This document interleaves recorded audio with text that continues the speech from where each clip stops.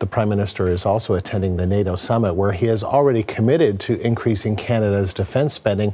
The question now is a timeline for that spending. The CBC's Karina Roman is following this story for us. The summit opens with a reception, which is behind closed doors, and a dinner, which is, I believe, mostly also behind closed doors.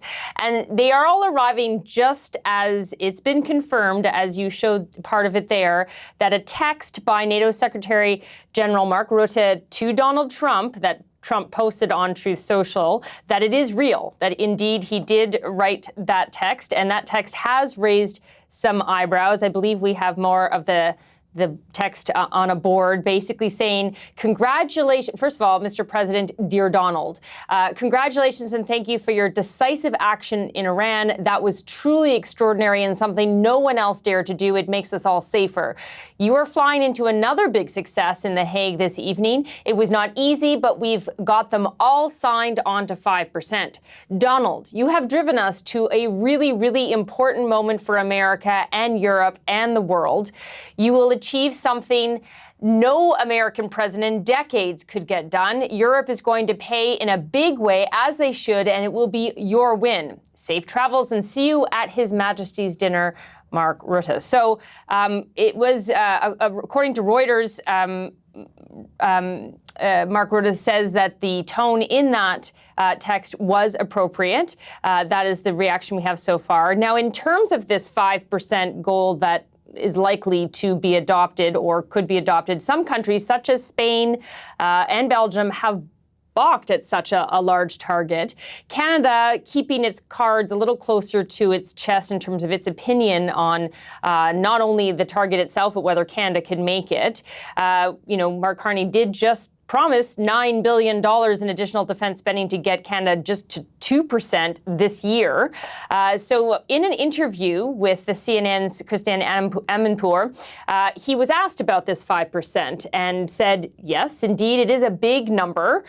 For Canada, he says it would amount to $150 billion per year in defense spending. We're talking a timeline to get to 5% of about a decade.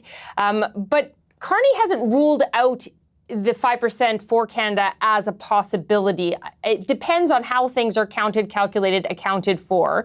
He says that a little less than a third of that number, of that $150 billion, is being spent already on things that Canada needs to do and has said it will do to bolster its own economic resilience. And this would talk about infrastructure, critical minerals that would be used in the defense industry.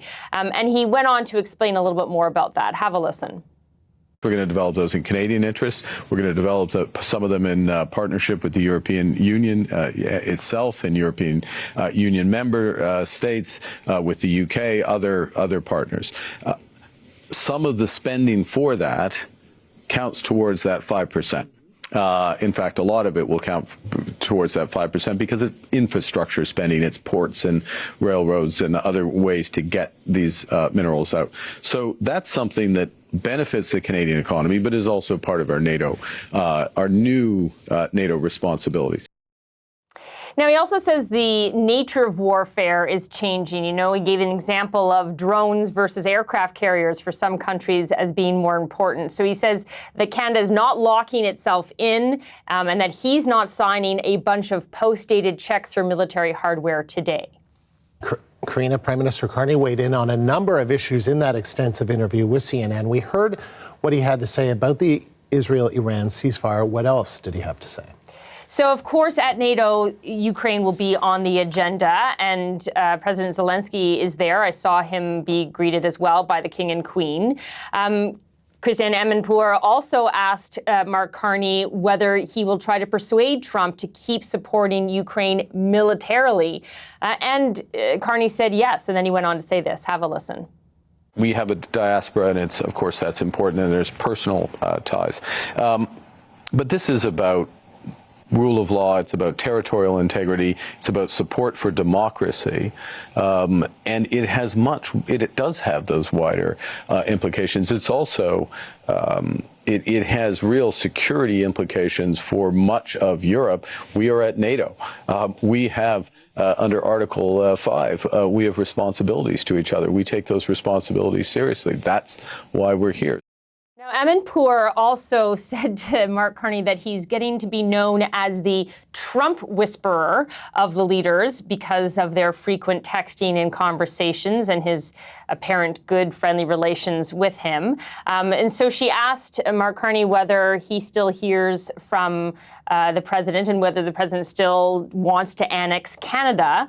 And Mark Carney said no, he admires Canada, perhaps at one point coveted Canada, but that really, essentially, that's been put to bed, and that Trump is really focused on recreating new bilateral relationships. And so he says it's up to Canada to step into a leadership role amongst the countries that still believe in multilateral relationships.